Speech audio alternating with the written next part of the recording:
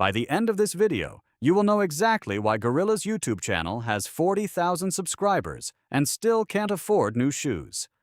Gorilla started a YouTube channel, not for fame, not for ego, just to share his story. That's what he told himself. Gorilla bought a ring light.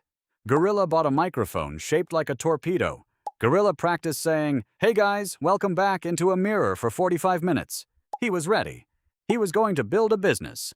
Passive income, work from home, bamboo in one hand, laptop in the other. Easy money, right?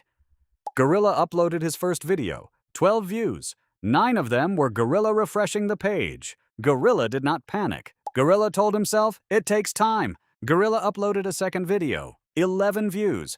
Gorilla checked if YouTube was broken. YouTube was not broken. The algorithm was just staring at him, unimpressed, arms crossed, like a landlord checking his ID. Then one day, a video hit 200,000 views. Gorilla did not sleep that night. Gorilla lay in the dark, chest beating rhythmically, staring at the ceiling like it owed him money. He thought he'd made it. He calculated his earnings in his head before checking anything. New house, new bamboo farm. Maybe a small yacht shaped like a banana. No, absolutely not. Never speak of bananas again. Gorilla opened YouTube Studio. Estimated revenue, $11.40. Gorilla stared at the number the way soldiers stare at a battlefield they didn't expect to lose. $11 for 200,000 people watching his face. Somewhere, a fuel station owner Gorilla used to know was laughing into his ledger. This is the hidden economics nobody explains. Views are not money. Views are applause. Money is a completely different animal, hiding somewhere in a spreadsheet, wearing a disguise. Gorilla learned new vocabulary. RPM, CPM, watch time, audience retention. Words that sound like hospital equipment, but are actually just fancy ways of saying, "Please don't skip the ad. Gorilla needs bamboo." Gorilla began watching his own retention graph like a cardiologist. Every dip in the line felt personal. "They left at second 9, Gorilla whispered, staring at his laptop like it had betrayed the family. He zoomed in more. At one point, Gorilla was so close to the screen his nose touched it, analyzing a graph the way generals study enemy troop movement for a video about, in this case, his lunch. Gorilla started uploading every single day. Sleep became optional. Bamboo became decoration, not food. He'd hold it in his hand for hours, forgetting to chew, because he was busy calculating whether Tuesday uploads performed better than Thursday uploads. They didn't. Nothing did. Nothing does. That's the secret nobody tells you. The algorithm doesn't hate you. The algorithm doesn't love you either.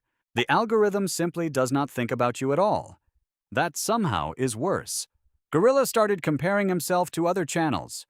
A gorilla with half his experience had 10 times his subscribers. Gorilla stared at that channel every night, the way someone stares at an ex's new relationship, silently, painfully, at 2 a.m., illuminated only by the cold blue light of jealousy and a phone screen. He told himself their content was different. Their thumbnails were just clickbait. Their success was probably fake, a theory Gorilla developed at 2:14 a.m. with zero evidence and complete conviction. Meanwhile, his own thumbnail said, "Gorilla eats bamboo, emotional." It got 4 views. 1 was his mother. The other 3 were also his mother, refreshing. Then, finally, Gorilla hit the monetization threshold. 4,000 watch hours, 1,000 subscribers. He celebrated like he'd conquered a small nation. Chest beating. Bamboo raised triumphantly in the air like a trophy. Then his first real payout arrived, $92, for a month of his entire soul. Gorilla sat very still. He did the math. Hourly wage, less than what he used to pay other people to not steal fuel from him back at the station. The YouTube dream, it turns out, has fine print the size of a fuel receipt from 3 chapters ago, still crumpled in his drawer, still haunting him quietly. But here's where it gets interesting. Gorilla didn't quit. He kept going, not because the money made sense, because something else did. Somewhere between video 40 and video 80, Gorilla stopped checking numbers every 10 minutes. he started actually enjoying the process.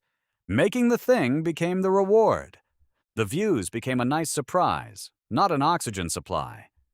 His chest beating slowed down. His bamboo started tasting like bamboo again. That's the actual hidden economics. Not RPM, not CPM, not even subscriber count. The real currency was attention, and Gorilla had been spending his own attention faster than the platform ever paid him back. He was farming views, but burning himself as fuel. Nobody tells you that when you start. They show you the screenshot of the payout. They don't show you the 11 views, the nose against the screen, the 2 AM jealousy scroll, the bamboo going cold in his hand for weeks. Eventually, Gorilla changed his relationship with the whole thing.